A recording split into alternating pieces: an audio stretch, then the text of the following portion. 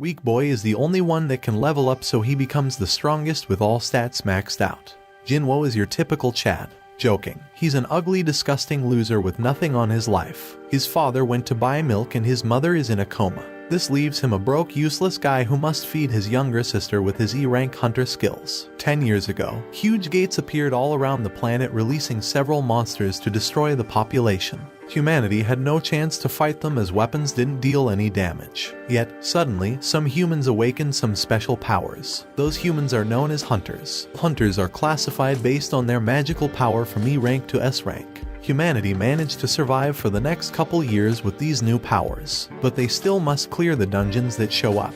If they don't, the dungeon will accumulate magic and open up, releasing monsters back into the world. 3 years ago, that thing happened in a nearby island. An S-rank dungeon wasn't cleared and monsters filled the island. Hunters tried to clear it, but in the end, the ant monsters were stronger. We see several men around a construction site. One of them, named Kim, is getting some coffee as the server wishes him good luck with today's raid. Another guy named Park calls Kim out, who asks him what he's doing here as he had quit being a hunter. Park explains that his wife is pregnant, therefore, he needs to make some money. Kim replies that there's nothing better than a good raid to make some money. However, Park is worried because his skills were already bad, and he feels he will be worse since he hasn't raided in a while. Suddenly, everyone's attention turns to Jinwo, who's just arriving at the scene. Jinwo stays humble, mentioning that he's looking forward to work with everyone today. Even Kim greets Jinwo, asking if he's already eaten. Jinwo confirms and continues walking. Park gets curious and asks if Jinwo is a strong hunter since everyone seems happy to see him.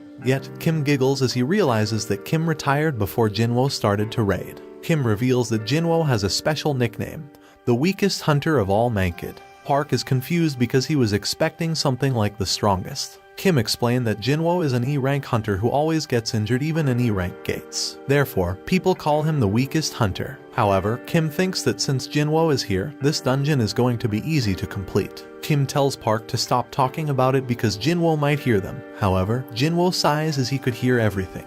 While walking, Jinwo hears a familiar voice mentioning that he's hurt again.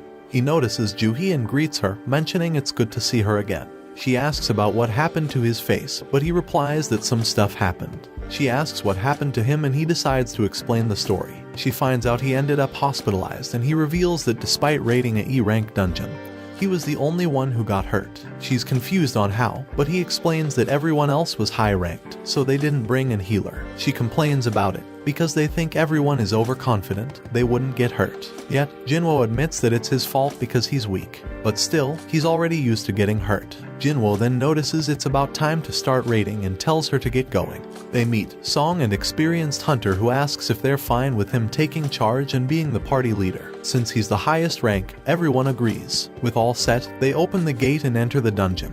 As they get in, Kim tells Jinwo to stay close to avoid getting hurt. Jinwo pulls out his knife, mentioning this is the only piece of equipment he can afford. But still, he will give his best today and enters the dungeon. Meanwhile, Go, the president of the Hunter Association, tells his right hand that he met the government who asked them to avoid dungeon breaks. However, they also demanded them to supply goods that have been acquired inside dungeons. He doesn't feel like those demands are unbearable as they make money from reselling goods obtained from the dungeons. Those goods are crystals that people obtain from slaying monsters. Inside the dungeon, Jinwo is seen covered in blood with a crystal in his hand.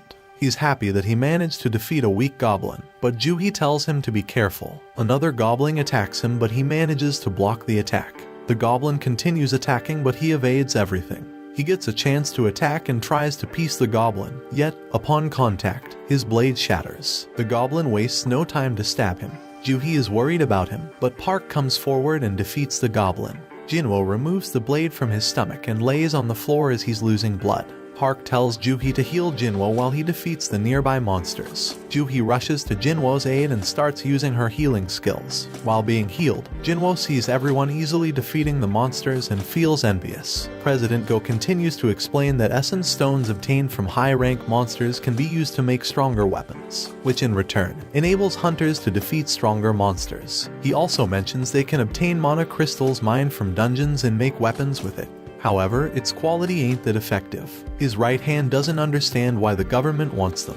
President Go explains they want to use them to create a new type of energy, safer than nuclear, and more efficient than the normal energy sources, that will lead to less pollution, creating a true green energy. But they can only create it if the hunters clear the dungeons. Back in the dungeon, Jinwo was healed and the group managed to defeat the boss. Juhi is healing him again and asks why does he want to become a hunter so badly. She explains that if he keeps doing the same thing over and over again, he will find himself in big trouble. Jinwo apologizes, but Juhi complains. She doesn't want an apology, she's just worried about him. Song talks to everyone, explaining the raid is about done and everyone starts talking about their drops. Jinwo then looks at his essence stone and feels pity for himself. He risked his life just a pitiful reward. Suddenly, another guy shouts, mentioning there's another entrance nearby. Everyone is confused, but Song reveals that sometimes there is double dungeons. Some see this as something strange, but most of them think this means their rewards will be bigger. Song talks to the group, explaining that the dungeon gate doesn't close unless they also defeat the second dungeon's boss. Usually, they should report this situation to the Hunter Association and wait for a decision.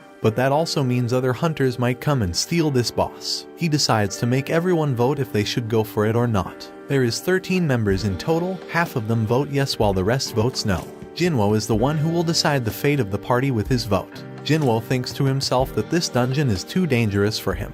But he's broke, and he must find a way to send his sister through college. He also has to pay the fees for his mother treatment. Therefore, to protect his family, he decides to say yes. Meanwhile, we see some people perform their Hunter Awakening examination in the Hunter Association.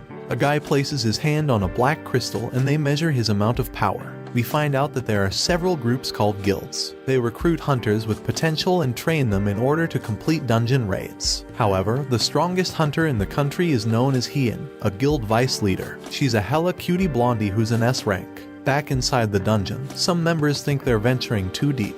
They've been walking for 40 minutes already and mention on they have 1 hour to leave the dungeon after defeating the boss. Therefore, they have about 20 minutes of leeway. Jinwo uses this chance to apologize to Juhi. She asks why and he explains that he's the reason why she was forced to stay and defeat the second boss. Juhi says she's okay and he shouldn't worry about her. He insists, asking if she's sure, but Juhi reveals that she's mad. She yells at him, asking if he's a psycho. She explains that if he was stabbed a little higher, he would have a hole in his chest. Not only that, but his arms and legs were almost removed. She also reveals that her B rank healing barely managed to heal him. She calls him reckless and asks why did he agree to come. She asks if he hurt his head and asks for an answer. Jinwo apologizes and thinks to himself that the only reason why he's still alive is because Juhi is a B rank healer. If it wasn't for her, he would be dead. She asks if he's really sorry and he confirms. She suddenly flirts with him, mentioning that he should repay her with a dinner date. Jinwo is confused, but she gets mad asking if he doesn't want to spend time with her. Jinwo blushes, literally explaining she's out of his league, but he would love to. Suddenly, someone mentions they have arrived to the boss room. Some members are confused because they never found a boss room with a door before. They think this is strange, but Kim asks if they're going to head back empty-handed after coming this way. He claims that they could be the first ones to discover the new dungeon.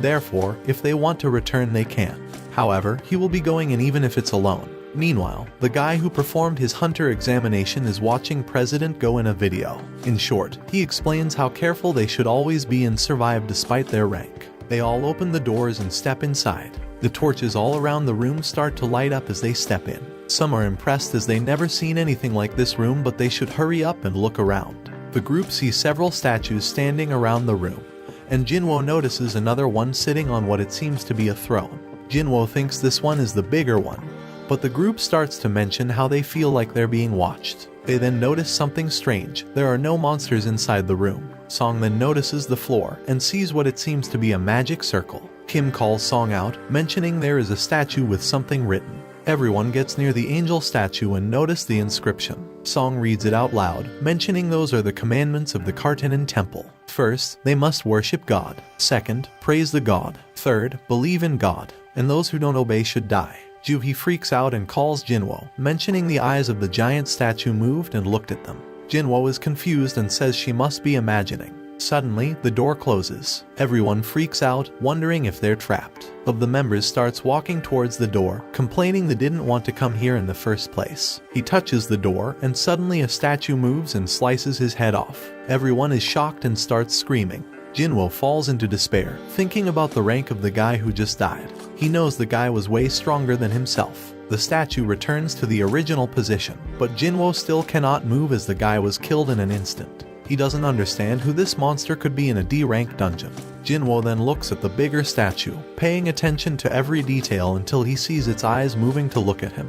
Jinwoo starts having a flashback about the moments he faced life and death situations. He was separated from his team during his first raid and ended up injured by E-rank monsters, forcing him to spend several weeks in the hospital. Later, he almost starved to death while trapped in a maze. He explains that hunters spend their money earned from essence stones to buy more weapons to defeat stronger monsters. However, he always only had money to buy cheap butter knives. If the knives broke, he would be forced to fight the monsters with his fists. He didn't even have money for clothes, but he kept going. He never earned much money and was always mocked by other hunters. Therefore, he always looked for loopholes to survive. He had to observe everything in detail to get his chance. Upon returning to reality, Jinwoo shouts at them to get down.